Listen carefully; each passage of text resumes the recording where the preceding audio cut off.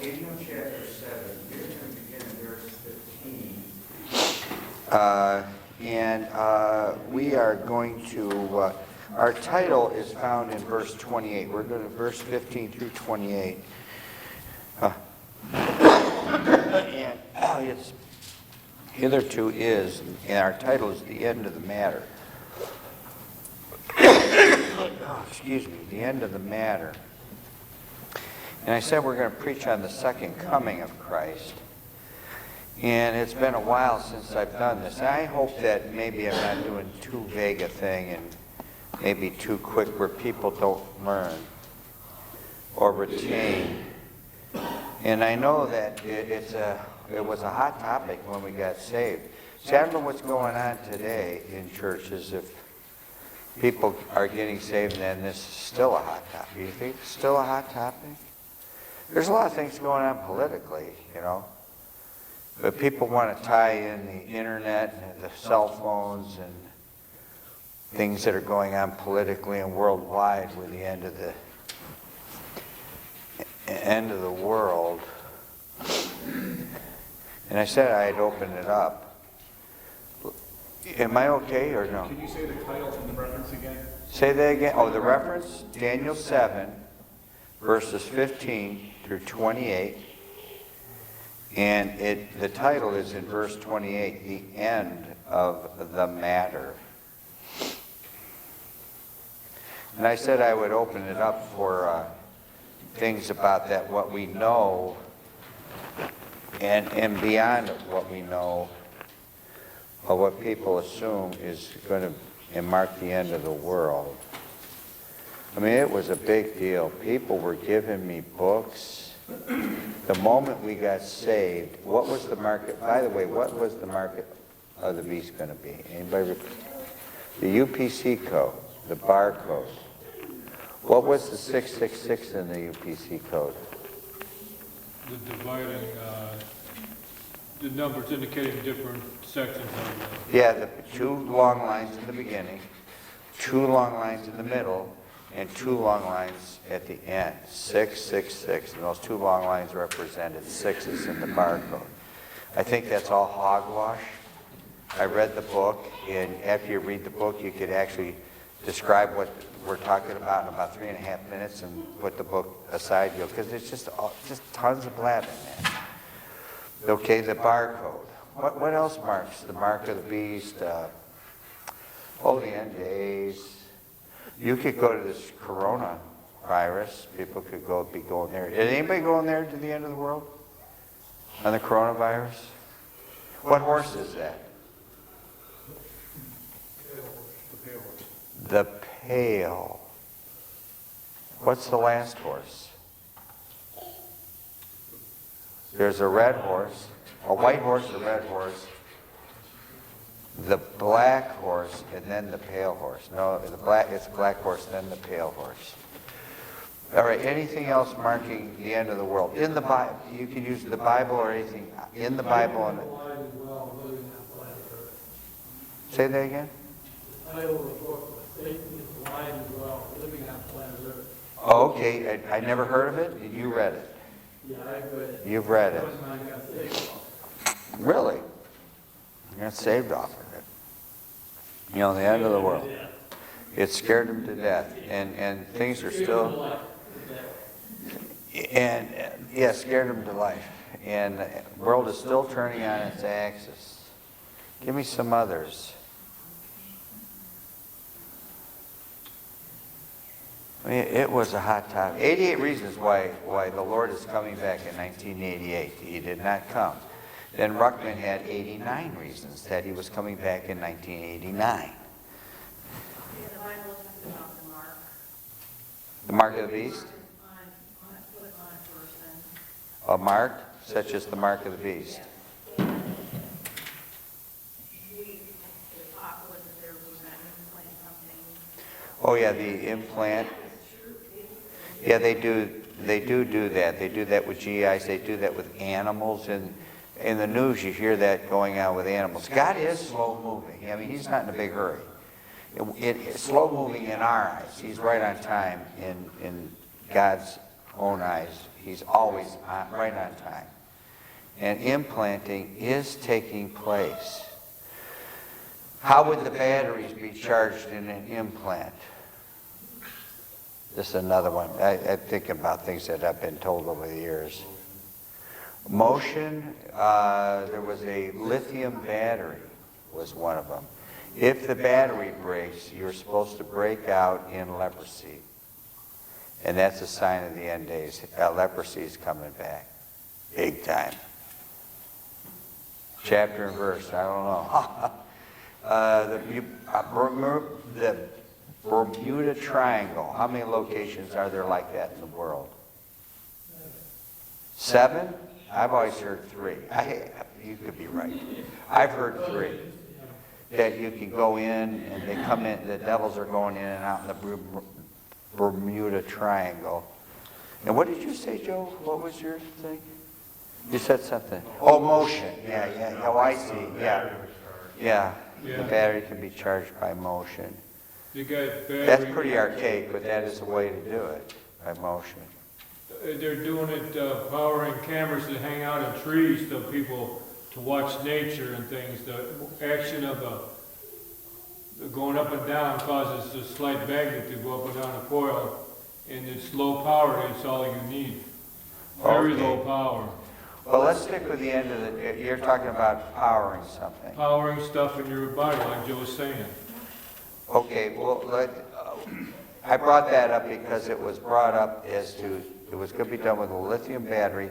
If the battery, they're going to spring a leak and you're going to have leprosy. And these things are going to be placed in your hand and in your forehead.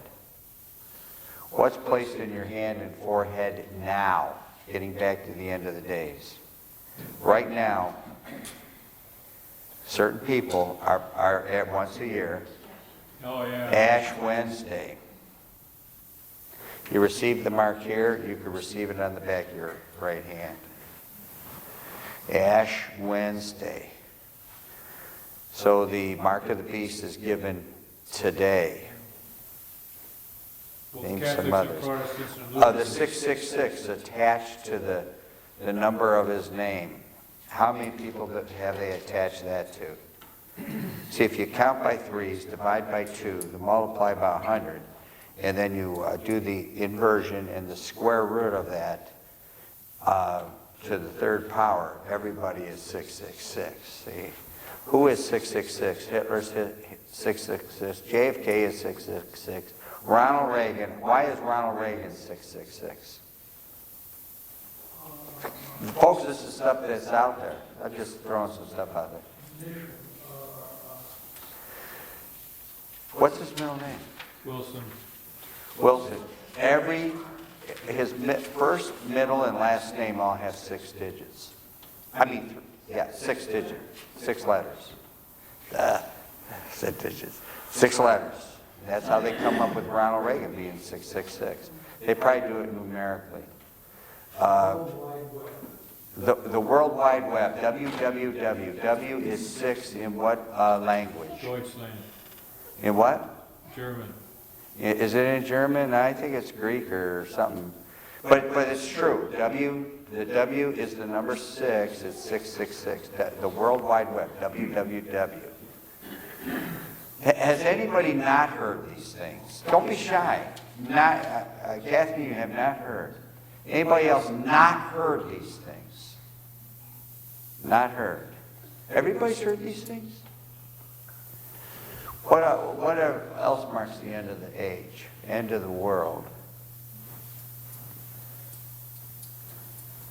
Oh my goodness. Increasing of knowledge. Okay, increasing of knowledge, which is found where? Where is that going? Where is that found? Oh yeah, but all they're turning out basket weavers. It's what they turn out, professional basket weavers. The increase of knowledge. And where's that found? Nope. Daniel chapter 12. It's at the end, 12 or 13. The end. The increase of knowledge. And what else does it say in the same verse? Never coming to the knowledge. No, that's silly women. Going travel to and fro. All right, they're flying on the TWA, the Northwest Orient Airline. They're defunct, you know, they're all defunct. But we're traveling to and fro, that's another one. Well, that life goes on, buying and selling, giving in marriage, and then boom, and sudden destruction comes. Yeah, I would go there. We'll count that as a viable. Buying and selling. Anybody have any biblical ones? How many days did it take them to get up on the Mount of Transfiguration to see the transfigured Lord? After how many days? 3. After 6 days. 6,000 years. Man, you bring this up, man. I was told off at the table around a bunch of men for bringing this up. I mean, if it was a football game, the guy was tackling me when I was still getting in the car to get out of there. So it's after 6 days. Luke, or one of them says about 7 days. About. It's after 6 days. The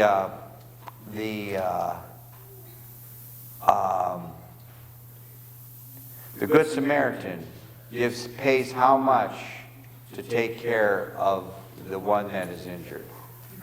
2 pence. A day's wage is a pence. 2 days, 2,000 years. Since Christ came, he has spent the 2 pennies for the 2,000 years till he comes. And if I owe anything more, I will pay. And he does owe more. And what is that payment made in? Rewards, exactly. In your rewards. Of earned rewards. Turn just a few pages further. I think it's Hosea. I thought I'd look this one. Yeah, Hosea chapter 6. Folks, you can find this stuff all over in the Bible. This stuff is all over in the Bible. Chapter 6 of Hosea. Just turn another book here. It is verse 2. After 2 days, after 2,000 years, will he revive us, meaning Israel. They will be revived, the resurrection of the dead. In the 3rd day, that will be the millennial, he will raise us up and we shall live in his sight. You see how you can find that kind of stuff all over in the Bible. He's coming at the end of 2,000 years. The mistake they make, I always say, is they take 2,000 years from ground zero, from the Gregorian calendar at when zero begins. It goes 2,000 years. And then, but I go from the death. Because obviously the 2,000 years didn't work out, now did it? These guys get their slide rules out. What are some of the other phony ones that have been likened? How many horns are there on the beast? 10. They're likened unto nations. So what was the big deal when we got saved? The big deal, they came out with all their charts, all their figuring of when the Lord's coming back. Who was going to be these 10 nations? The European Union. Man, when it hit 15 and 16, and well, all those charts, just roll them up and throw them in the dumpsters. Then they would say, well, you got to have a few people dropping out of the EU. Did Britain just drop out of that, or is that a monetary thing? Okay. So, but all that calculating becomes of no value. And can we think of some others? You know, flying saucers. Ezekiel, there are flying saucers in there. They look for all kinds of things, man. Say again, Catherine? Earthquakes in diverse places and the increase of it. And now we try to prove that or disprove it, saying, well, 200 years ago they didn't have there's just as many, and they're saying, well, we got news media today and can gauge all that today. I don't know how true all that is. But those would be signs of the last days. Give me some things for the last days that are biblical. I gave you one about 6 days getting up on the Mount of Transfiguration. We've seen and done that, 6 days. Any other ones? Talking about him coming. I want to exercise your mind. Listen, when we were done with the sermon once, it was not here. I was in the big church, and they were done with the sermon. It was all said and done. I looked over at my friend. I said, well, what did you think of that? And he looked at me and said, crumbs. All we got was a bunch of crumbs. Because he basically gave everything everybody already knows. And it was a rehash of the crumbs. But if there's nothing else in the Bible to give, how can you come up with some new revelation? We're not here to come up with some new revelation. 1 Thessalonians chapter 4, right? The rapture. About the dead coming up. Enoch is the type of the rapture of the church. The ark, Noah's ark is a type of Israel going through the great tribulation. Can we think of some others? Anybody got any others? It's been a while since we've done this. To exercise our mind like this. There's lots of them. Matthew 24 and Matthew 25 line up with Revelation 6 and go through the whole scenario. And so on. Well, let's get going on the sermon. Daniel chapter 7. If you had these visions that were given to you and you fell asleep and God still spoke by visions, dreams and visions at this time, and it was given to Daniel, would it be upsetting to you? And you actually, oh, here's another one. They see these visions.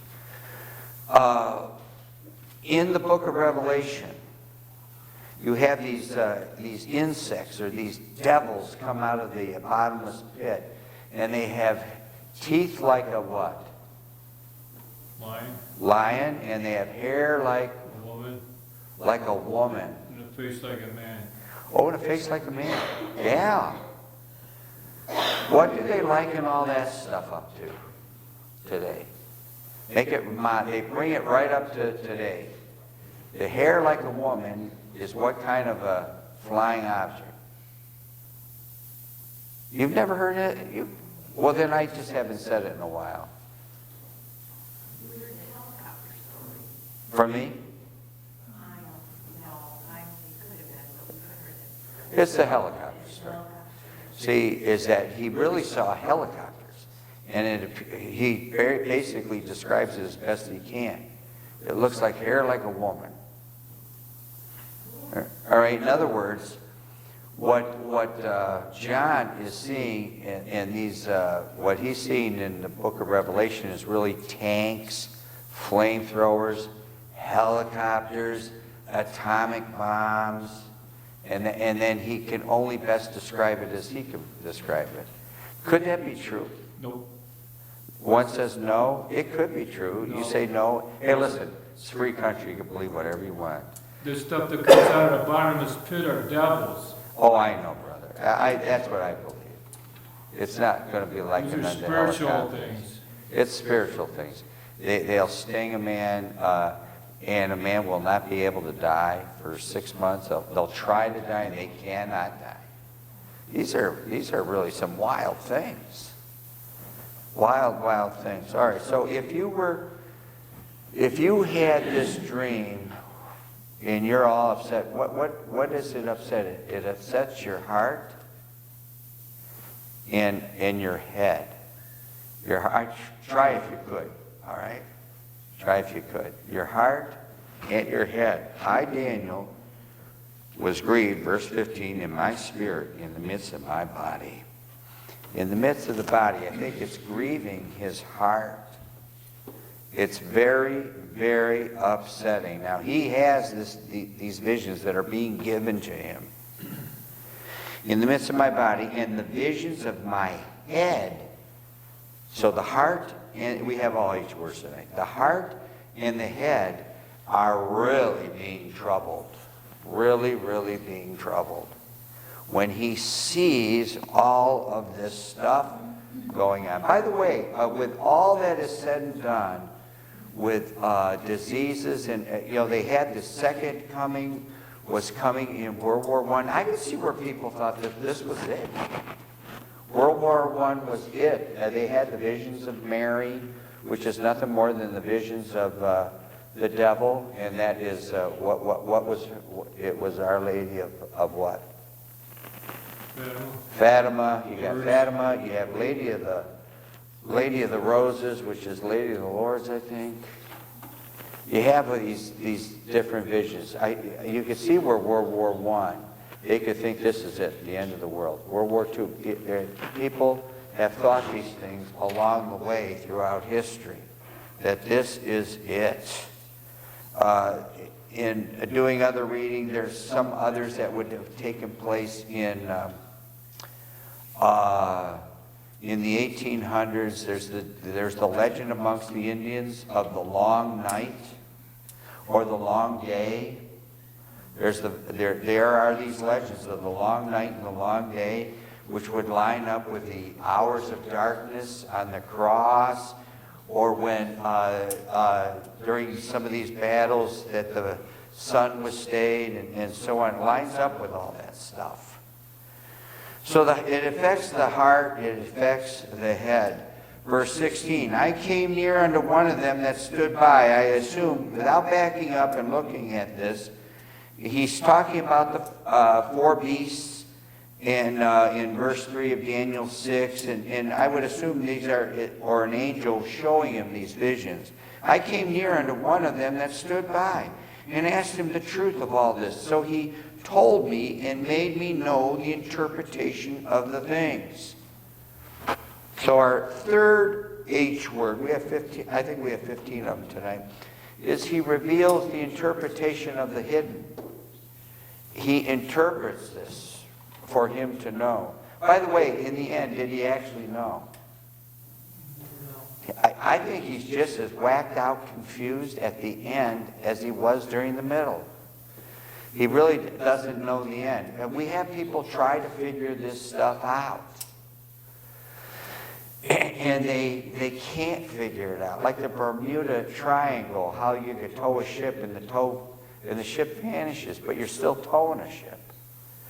And, the line is still taut, and they don't even see a ship. Or the planes, the World War II planes that vanished, the squadron that vanished. They sent out a search crew. I think they vanished with them. The search crew vanished, those that went looking for them. Then you got to watch Devil's Tower, to watch, what is that, the Encounters of the Third Kind, to find out what happened. Hollywood has to tell you what happened to him. But he describes and reveals the hidden.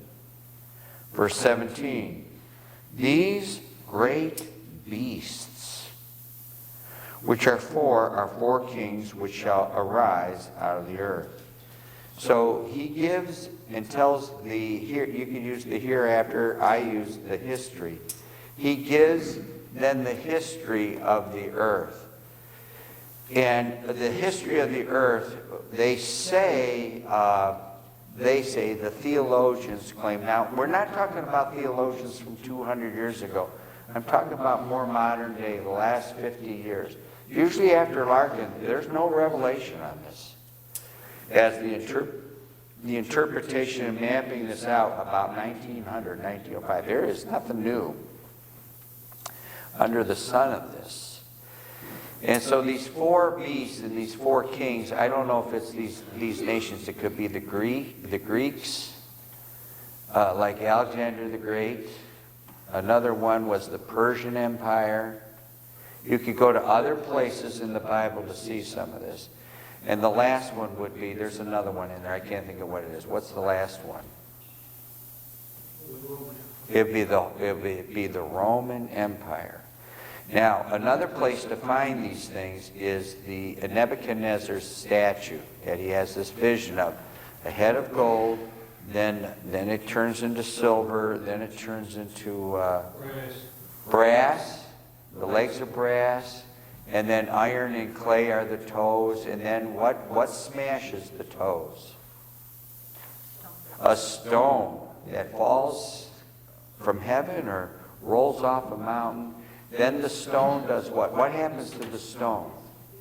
It hits the feet, destroys it, and it all crumbles down. But then what happens to the stone? And nobody knows what happens to the stone. The stone grows into a great mountain that engulfs the entire earth. So the stone would represent whom? Would represent Jesus Christ. Now, I think those things are pretty simple. But everybody is interested. What are most people interested in? They're really not interested in that. They want to know what's going to happen tomorrow. When's Jesus coming? How does he come? When does he come? Folks, this stuff isn't really, I mean, you can just throw that at a dartboard and try to guess, but man, all they are guesses. There's not going to be any new revelation that you don't already know tonight. Right? We know, and I really feel this, we know that we're close. So he gives the history in verse 7. Now, what is then our hope? Looking for that blessed hope and the glorious appearing of the great God and our Savior, Jesus Christ. I mean, you can find, I think, 1 out of 25 verses statistically in the New Testament deals with the second coming of Christ. 1 out of every 25 verses, that's what I've heard. Looking for that blessed hope. That's our next one, the hope. So we're looking for this hope that's coming. So look at verse 18, the first half of the verse. But the saints of the Most High shall take the kingdom and possess the kingdom.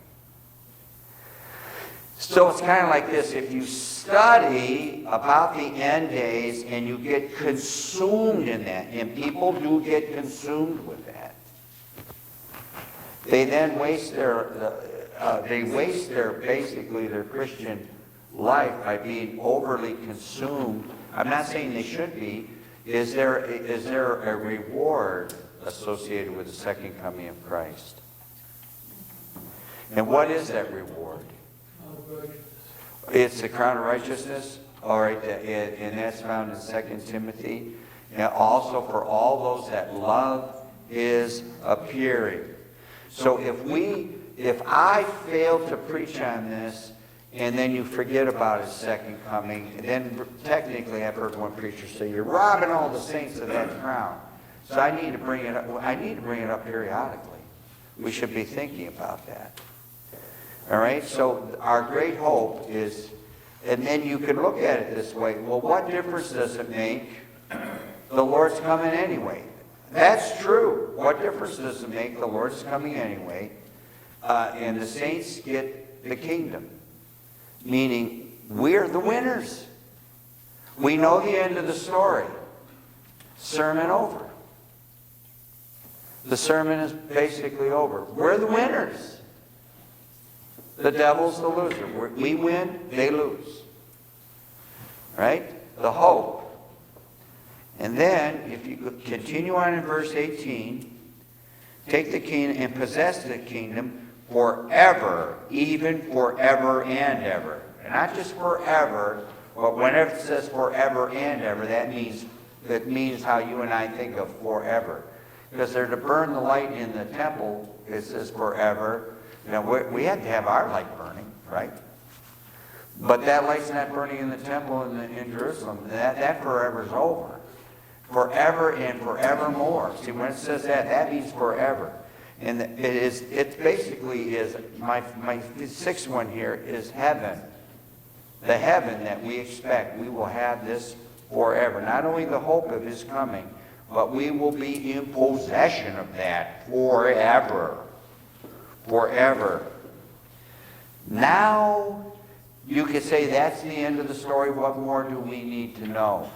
But he goes into more rhetoric about, then I knew the truth of the fourth beast.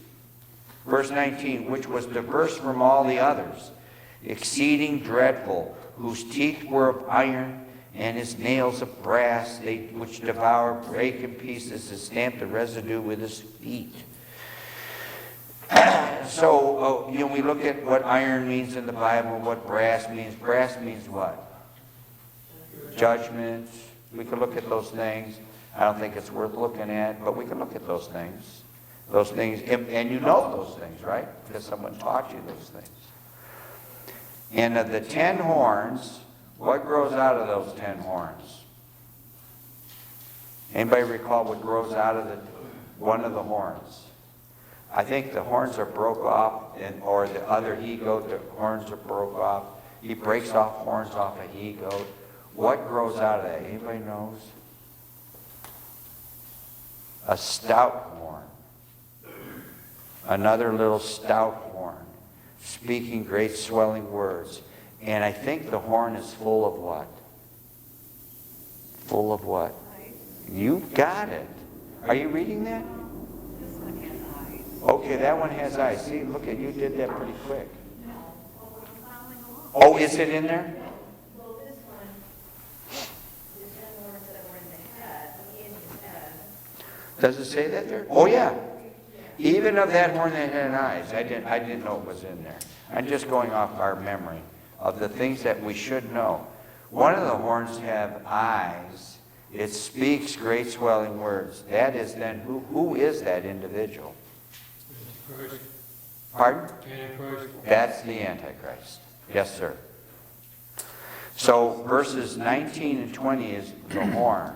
This is the Antichrist. All right, some other things about the end of the world. The Antichrist, what is his name? The Antichrist. We have lists of this. When we get to Revelation, when we go through our survey, we'll pull all these lists out. Son of perdition. The son of perdition, that's another one. Judas. Give me another one. The Assyrian. That's only 4. There's got to be 15 of these. With the son of perdition, I think he's also called the man of sin. Could we go there and call him Apollyon? By the way, Apollyon comes out. What are the 2 names he has? Apollyon. He has 2 names. One is a Greek name, and one is, I believe, a Greek name, and one is a Hebrew name. What's Judas's name? Judas Iscariot. I believe one is a Greek name and one is a Hebrew name. Now, folks, these things shouldn't be new to you. We're just recapping all the things that we have learned over the years here. He had Judas. Most people don't have double names in the Bible, first and last names. I don't have an answer for this one, but what's John's last name? Not there. There's another John. We call him John the... Yeah, but there's one of the Gospels say his name is John Baptist. That comes up, man. People make an issue of that. There is, and by the way, there is an answer for it. Right now, I have to look it up. There's an answer for that. But Judas Iscariot has 2 names, just like Apollyon. I can't think of it. Abaddon. Thank you. Apollyon, and his other name is Abaddon. He has 2 names. One's a Greek name. I think it's a Greek and a Hebrew. Same for Judas Iscariot. All right, enough. There's a whole slew of these names of the Antichrist, to throw that out, of things about the end days. Verse 21. I beheld the same horn made war with the saints and prevailed against them. So you got the white horse that comes forth, and he makes war, and he makes war with a bow with no arrows, and then the red horse comes and he makes war, and he overpowers the saints. All right, so let's mark that down as the horror, verse 21. But see how this could be horrifying to Daniel, because he doesn't know all the revelation. We're only going up to verse 28 here. Where are we when this takes place? We're already there. We have been raptured out of here. We are Enoch. We are gone. We are already at the judgment seat of Christ. We are already getting ready to come back. We're not there. And so if we can look at all those verses, we're gone. We're gone. The whore. So we are not going to have to worry about it. Verse 22. Until the Ancient of Days came, and judgment was given to the saints of the Most High, and the time came that the saints possessed the kingdom. Excuse me. So our ninth one is the help came.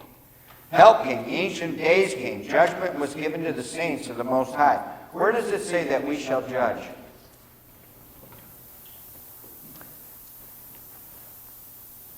We are going to judge. And not only judge, but we are going to judge angels. No? Well, you're somewhat right. You've rightly divided here in the New Testament. 1 Corinthians chapter 6. We have been given that judgment. Are you unable to judge the smallest matters? No, you're not. That we shall judge angels. Right? We are going to judge. Where do we judge angels then? So where does this put this historically? The Ancient of Days came and judgment was sent, and the saints were judging. Well, let's pick one. Where would that be? Put it in Revelation. At the great, I would say during the great white throne. It could be after, but I think this is the great white throne. All right, we could place it there at the great white throne. So the help comes. God Almighty comes. Verses 23, you say, well, some of this might be out of order. Listen, I don't have the answers to everything. 23 through 25. Thus he said, the fourth beast shall be the fourth kingdom upon earth, which shall be diverse from all kingdoms, shall devour the whole earth, shall tread it down, the Roman Empire, break it in pieces, the revitalization of that. They're always looking for Rome to be revived, And the 10 horns out of this kingdom are 10 kings that shall rise, and another shall rise after them, and he shall be diverse from the first. He shall subdue 3 kings. He shall speak great words against the Most High, shall wear out, just like the Beatles did. How'd the Beatles do that?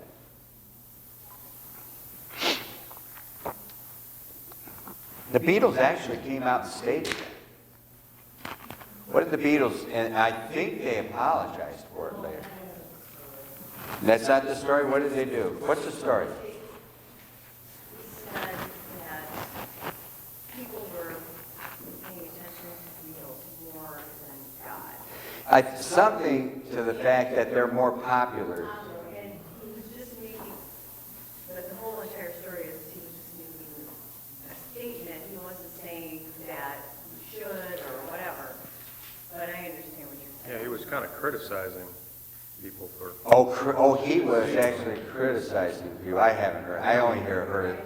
Well, you know how you hear it secondhand, third hand. By the time I got to the back of the bus, you know what you heard. Yeah, but they made themselves, which isn't true, more important than the Lord. All right, well, great swelling words. All right, where am I at here?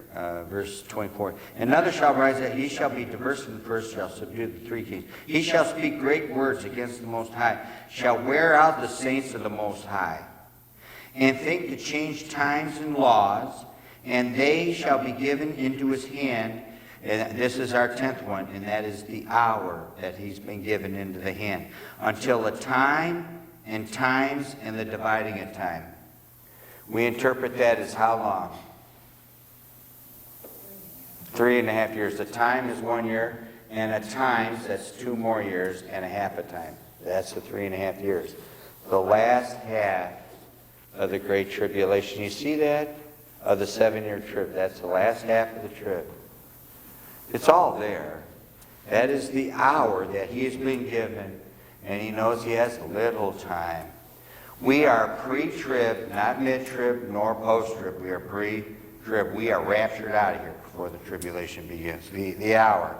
Verse 26, but the judgment shall sit, and they shall take away his dominion, to consume and to destroy it unto the end. So I mark that as the hell, that this is going to end and he will be cast, the Antichrist will be cast into hell. Verse 27, and the kingdom and dominion and the greatness of the kingdom of the whole, under the whole heaven shall be given to the people of the saints of the Most High, whose kingdom is an everlasting kingdom, and all dominions shall serve and obey him. That sounds like what rule? The millennial rule, right? Does it sound? And only those, that'll be the saints that God saved are on the right, this is our next H word, the highway. Those that are on the right highway. Those that are on the wrong highway, lose that. Only those that are on the right, correct highway, the straight and narrow way. This is the way, walk ye in it. Those that are on the King's highway. It kind of recapping that the saints get it. Everlasting, this everlasting kingdom. Hitherto. Anybody know what that means? That's our 13th one, the hitherto. We only have a couple of minutes left, so we'll wrap this up. I know, it's the kind of words we don't use. Coming, boy, you're kind of close, I think, with that. Up until now. That's what it means. Hitherto means up until now. Right now. Up until now. Hitherto is the end of the matter. I've told you everything I can tell you. There's nothing more I can tell you. Up until now. Verse 28. As for me, Daniel, my I don't know if I can even pronounce it. Cogitations much troubled me. I would assume that means, I did look it up, I didn't write down the definition, his thoughts. He was still troubled. We won't be troubled. Why should we not be troubled? We've already brought that up. We're raptured out of here. We're not going to experience all this tribulation. By the way, we enter the kingdom through tribulation. Right? There is tribulation, but not the great tribulation. Much troubled me, my countenance changed in me, but I kept the matter in my heart. It was kind of over. He retells the story again. More visions are given. Some visions are given before that. What Daniel saw in the interpretation of Nebuchadnezzar's image that he saw. So basically, he was given half the information. That's our 14th one, the half. There's the need for more info. How do we get more, and how would he get more information? Direct revelation. And how do we have it today? What's sitting in your lap? And we learn it by comparing what? And it doesn't say that, but say it the way it says it. It does not say Scripture with Scripture. Spiritual with spiritual. And when you compare spiritual with spiritual and line up all of these facts that are given in the Bible, it creates then our 15th one in our last age, the harmony of the Gospels and how we line this up so that we will know the end of the matter. When does it happen? I don't know. But we know it's near. Right? Right? 2 days is, a day is a 1,000 years, and 1,000 years is a day. Where's that found? Yeah, which one of the Peters? 2, 2 Peter chapter 3, verse. Nope. No, there's not that many. Oh, 18 is the last verse. Verse 8. You're right. But you were right. Just get rid of the 1. 3:8. All right, this is exercising too. And all this stuff will harmonize. Is it coming? It's coming. Here's another one. He comes, how does he come? As a what? Thief in the night. Where's that from, my dear? No. 1 Thessalonians chapter 5, verses 1 through 4. In there, 1 Thessalonians 5:4 comes right after 1 Thessalonians 4, where he says, comfort one another. We'll end here tonight. We are at 30 seconds past. Comfort one another with these words. Shake hands before, yes.